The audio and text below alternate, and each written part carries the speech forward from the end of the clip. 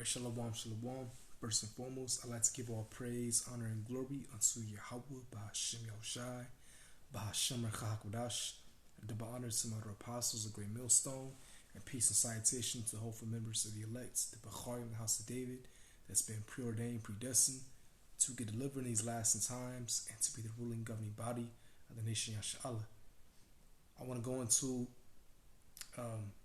what's to come to today, actually, the solar eclipse, okay, and a few other current events that's all biblical prophecy. It's written in the scriptures that these things will happen, and we know that we're that much closer to Yahushua's return. And this solar eclipse that's coming, all right, today, the last solar eclipse that came was in 2017. We all know that, you know, the map that shows America of the solar eclipse, how it came from, let me look it up actually. See if I can pause this. Actually, I can't, Salakia. Let me just see real quick, type it on my other device. But this one that's coming is, it's going to make a X, okay? It basically makes an X shape, because the last one that came in 2017 went through America, and this one's going through, it's going through like Mexico, starting at the Texas, the Eagle Pass border in Texas, all right, going through the East Coast. But if you look at it on the map, it basically makes an X shape, all right? So hey, that shows that this place, America, is done, all right? And the Lord is crossing this place out, you know? The downfall of Esau's kingdom is fastly approaching, all right? It's already crumbling. You see? So I'm going to play this video without further ado, and then get some scriptures. There are these major stellar events coming up this year, not just the total eclipse here in America in just 2 weeks, but there's another light show you may not have heard about. For the first time in 80 years, a star system located 3,000 light years from Earth will be visible to the human eye. Yeah, it's expected to happen at some point between now and September. It's being called a once-in-a-lifetime event. The researchers here feel that they're within reach of finding new particles that really make the universe tick. One more heave, they say, and they could make one of the biggest breakthroughs of all time. Halab Ghosh, BBC News, CERN. I've got more fun, guys, for the sky watchers at home. A lot to look forward to in the spring. We're going to see the total solar eclipse on April 8th. It's exciting. But there's a comet that's already close enough to Earth. We're going to see it leave a trail in the night sky. Astronomers have been watching the Devil Comet, that's what they call it, all month because of a series of flare-ups, but a direct flyby is set to happen somewhere between April 21st and 24th. NASA says they think we could even see this comet with the naked eye during next month's eclipse. The reason it's called a Devil Comet, you guys may have remembered. Check this out as well. It says CERN to test world's most powerful particle accelerator during April's solar eclipse to search for invisible matter that secretly powers our universe. Right, the Hydro Collider. That was designed to find the God particle. Esau is doing a lot of things, all right, but his sorcery, his witchcraft, because that's what Esau is. He's a witch. It's not gonna work. It's not gonna work in his favor. So who knows what might happen today when they turn on CERN during the solar eclipse? You see, because that's gonna be today. It's going to be a high, intense day of a lot of energy being put out. You know, so Esau's gonna take this and use this to, you know, further his wicked agenda, all right? So who knows what might happen, what might occur. We gotta just wait and see. But it's all gonna work against Esau, you know? for this last year is because the trail of gas and ice that it left behind during a flare-up last year actually looked like devil horns. It split, and so it caused these two devil horns. You can kind of see it there. This particular comet only comes into full view once every 71 years. It is a once-in-a-lifetime event. For those less scientific, we found at least one person who has an uneasy feeling about the rare alignment and how it'll somehow impact his daily life. It kind of disrupts things that are normally taking their course. Oh my gosh, Frederick, I am so looking forward to this. So we're located in New York City, by the way. I'm curious, will this be visible when this occurs? Will this be visible across the world, or is it only going to be in particular locations on Earth? If it goes off between now and September, October, it will be visible, excuse me, everywhere. The nova will get up to about second magnitude. That's about the 50th brightest star in the sky. It's the same as Polaris. If you can see Polaris from New York City, you can see this nova. It'll be easy to see if you get out to a dark place. It will be bright for a few days. It will get up to, as I said, second magnitude and then fade. In a dark place, you can probably see it for a week or two, especially if you have binoculars. Right, so it's going to be a lot of signs in the heavens. This is Genesis 1 verse 14. And God said, let there be lights in the firmament of the heaven. So we call space. In the Hebrew, it's Shemayim, pertaining to the waters. Let there be lights in the firmament of the heaven to divide the day from the night, and let them be for signs, and for seasons, and for days and years. It says, and let them be for lights in the firmament of the heaven to give light upon the earth, and it was so. Right, but it said, let them be for signs. You see? So these are all signs of the heavens. Okay? This solar eclipse. And then we had a lunar eclipse. Okay? That happened. I believe, last week? You know? All these blood moons. Alright? And then just the other day, I don't know what it was. It could have been Esau, Elon Musk, his technology, or that rocket. A lot of people actually seen it in the San Diego area. Alright? I actually seen some people posted it. And I seen it, but I also seen a chariot like 5 minutes after. Okay? After whatever that was in the sky, it looked like a rocket. I don't know what it was. It could have been an angel. I don't even know. I just don't know. But after that, I definitely saw like 5 minutes later a chariot. Okay? Which the chariots are the angels of the Lord, passing through. All right, so a lot of signs, in the heavens, man. Okay, let me get Joel chapter 2, verse 31. And it says, and these are signs to show you that we're at the end of this society.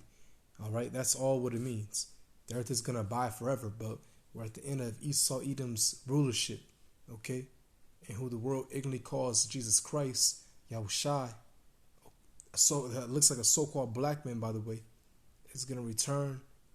All right, this man's kingdom is going to perish, and Yahushai is going to establish his kingdom, which will be a righteous kingdom forever. Okay. So let me get this. Joel 2, verse 31. The sun shall be turned into darkness, and the moon into blood, before the great and the terrible day of the Lord come. Right? And these are signs that are happening before the Lord's return. And that's how you know we're that much closer. Bear with me for 1 second. Let me find the scripture.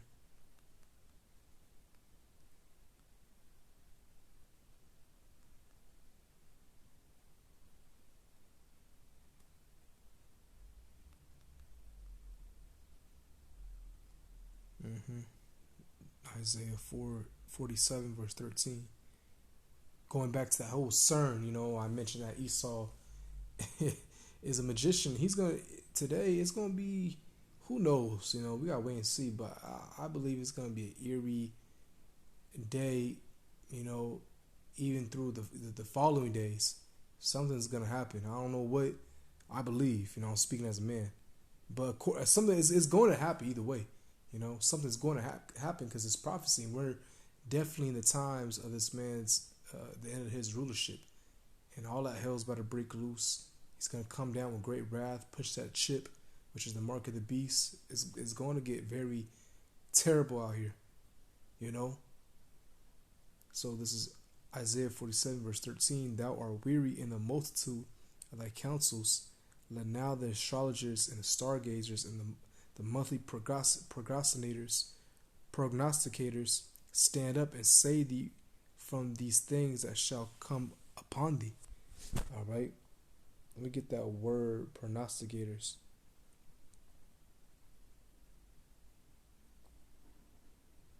I'm going to play this while I get this word. Now, the Large Hadron Collider is the world's biggest atom smasher, but as it turns out, it's not big enough. The European Centre for Particle Research, CERN, is unveiling details of a new particle accelerator today, something 3 times larger and twice as deep. There are so many outstanding questions in fundamental physics today, and in our knowledge of the universe, its structure and its evolution, for which we have no answer. And so we need more powerful instruments to be able to addressing those questions. Thousands of scientists here are hunting for the tiny particles that are contained in the atoms that make up the world around us. Professor Mitesh Patel has spent his entire professional life searching for them. I think for me this is really about exploration. To be able to look for something genuinely new. If you're going to go and explore the unknown, then of course you don't know what you're going to find, and you can't guarantee a particular outcome. This enormous underground lab lies hidden away beneath the Swiss-French Alps. The plan is to stretch it even further. Nearly every day, I still... Right, so the word prognosticator, it's like I have a hard time saying that word. Prognosticator. Okay. The definition is... Oh boy, I just... Slocky. Let me get this real quick. Let me get it again. A person who foretells or prophesies a future event. Alright. So you saw, he's trying to create things, he's trying to control the narrative, but it's not going to happen. Okay? Him try to open CERN and, his whole agenda. It's all not going to work in his favor. You see? Like, this place is done. It's through. Esau has done too much. This place is too wicked. Like the scriptures say, it will have healed Babylon. But this place is done. The sins, the blood of this place has reached onto the heavens. All right? You touch the Most High, the apple of his eye, which are the Israelites, which consists of Negroes, Latinos, and Native Americans. You see? And the Lord is only dealing with his elect on this go around, and he's going to come back and deliver them, the elect. Okay? But Esau's kingdom is finished. The scriptures also say in the book of Job how he has boundaries that he cannot pass. Actually, let me get there real quick.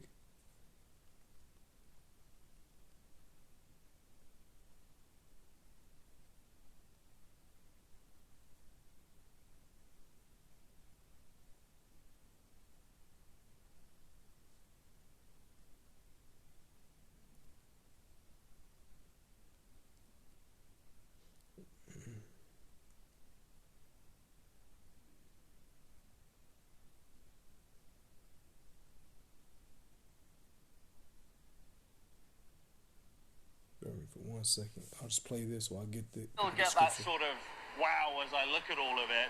This experiment has been going on for more than a decade. It's made some important discoveries, such as a particle called the Higgs boson. This is one of the Right. Job 14 verse. Let me see. The book of Job.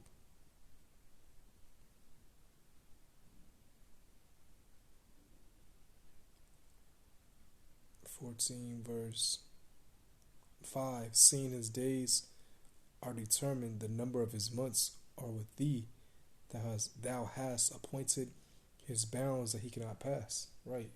So, there's a due date for America, which it's going to be nuked, and thus the fall of Esau, Edom, his whole empire. All right, and you, international bacon families, you're going to be the first crop of slaves. You see, this place is done. And then I'm pretty much done with that video, but let me see. The earthquake that happened in New York, which that's scripture. All right, that's prophecy. All these earthquakes happening all over the earth, in diverse places. On Brunswick Avenue, we have a resident here, David Fisher. He says that this felt like an explosion when it first went off. At first, I felt a rumble with like a slight boom. So I thought it was part of the construction. And the next thing you know, my boss comes in and she was like, "Oh my God, did you feel that?" I don't think we're going to get any storms after what has been an absolutely brutal week of weather in the city. I mean, Degan, some of the ugliest days in memory were Tuesday and Wednesday of this week. Would you not agree? I would say a couple of days ago, I would not have used. Right. Matthew 24, verse 7. For nation shall rise against nation, and kingdom against kingdom, and there shall be famines and pestilences, and that's been happening. All right. And Esau is orchestrating a famine in America. All these train derailments and all the bridges, collapsing, and Esau is doing such a sloppy job at it. We all know that bridge collapse in Baltimore, the Key Bridge, that was a setup. You seen the ship, you literally seen it change a whole route, clearly heading towards the bridge. And then on the far right side of the bridge, you just seen these explosives go off. You seen the smoke of it. All right. It was no coincidence. All right. It was all set up. And it says, in earthquakes in diverse places, all these are the beginning of sorrows. Is the word biblical? And New York doesn't get earthquakes. All right. They're not known for that. That's more like California. Okay. Where I'm at. We're known for earthquakes, okay? In high school, or actually throughout all the schools you practice for out here in California, we used to practice for earthquake drills, okay? Today, biblical. It's been a biblical week. A biblical week, yeah. In New York City, nearly 60-mile-an-hour wind gusts. Look at this, lightning striking the Statue of Liberty in New York Harbor. We want to show you a picture. This is from here in New York. Lightning striking the Statue of Liberty. I mean, initially, within the first couple seconds, the dogs reacted to something, and then within about a second or so, it felt like an explosion. Sounded like an explosion, and you felt waves come up from underneath you. And my initial reaction was that the furnace had exploded. So I yelled down to my son to check the furnace. He said everything was okay. He came up the stairs, and then you felt the house shift. Back and forth, back and forth, back and forth for about 10 seconds. I've never felt anything like it. And it's so interesting. The dogs felt it before you did. You said they started barking. Right. Initially, they started barking, I would say, about 1 or 2 seconds before you felt an explosion. You heard an explosion, and that's what I thought it was. It hit New Jersey, it hit New York, it hit Philadelphia, even Vermont, all reporting feeling the trembling. And I would say about 20 after 10, if that was the time, there was a gigantic explosion sound. And it was like, I looked around the club, there were about 75 people here, and everybody was looking around. It's like, that's not normal. And then a couple of the United employees came over my way, and one of them said, "What was that?" And somebody else said, "I've never heard anything like that." As the tremors were being felt throughout the city, of course, as we take a look at it here.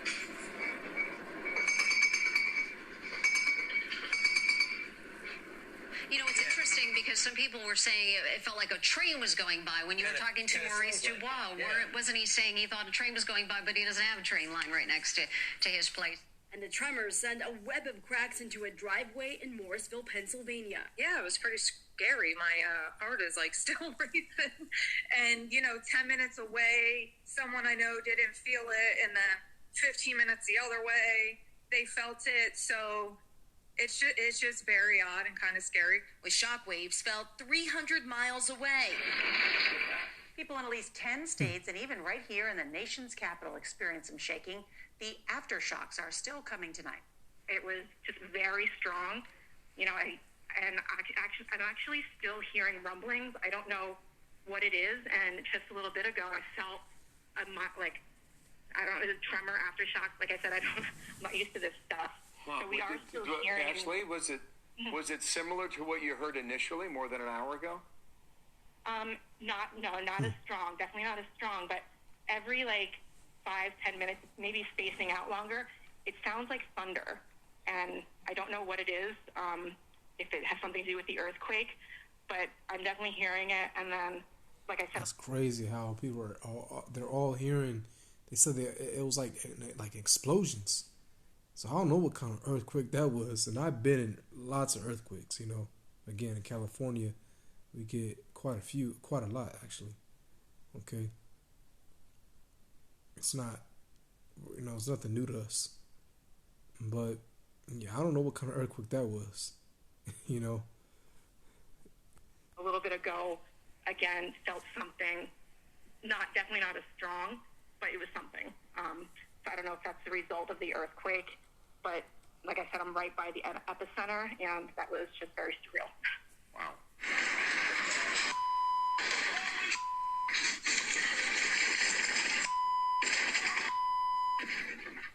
Yeah, and that's what you see. You can see that stuff falling from the walls. Dog there, a little bit freaked out by this.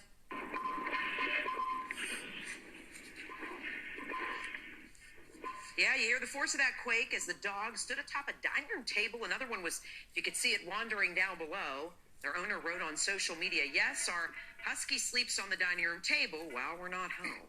In Middlesex, you could see and hear when books and items fell off the shelves inside that home. You could see how intense the shaking of the camera was, and that's what people described feeling throughout their body at 10:23 this morning in this area. At this point, officials here in Hunterdon County urging people or business owners to report any damage that's occurred so they could get a sense of really how widespread the impacts are. And by the way, this is the second earthquake this area has experienced in about a month. I was talking to my husband. He said he noticed a bunch of birds hiding under bushes right before the earthquake because his store is down in Lebanon. So that's, maybe they sensed something. Yeah. Ashley, I don't want to harp on this, but what you were just describing to us a moment ago, is that still happening or is that over? Well, I haven't heard anything since I've been on the phone with you, but I don't know. I'm anticipating hearing that thundery sound again. I don't know what that's from. It sounds like thunder. It's the only way I can explain it. Were you surprised by how far-reaching these reports were for an earthquake that was centered in New Jersey? I was surprised. You talked about the fact that it's been since the 17 and 1800s that we felt this kind of shake and this kind of magnitude earthquake in the greater New York City area. So here we are. We're inside the United Nations. Basically, you talked about the fact 1895, September 1st, that was the last time they felt a big earthquake, a 4.3. This one was a 4.8 magnitude. All right. That it's been since the 17 and 1800s that we felt this kind of shake and this kind of magnitude earthquake in the greater New York City area. So here we are. We're inside the United Nations Security Council meeting, and we want to see the expressions on their face. Everybody says, what in the world's going on? Schools normally form a spine of protection for children, a place where children can seek humanitarian services and normality. Yeah, this is definitely, end time events happening. All right. So with that, I want to give all praise, honor, and glory unto Yahweh, Bahashim Yahushai, Bahashem Chakodash, and the honors of our apostles of Great Millstone, and peace and salutation to the hopeful members of the elect. Shalom.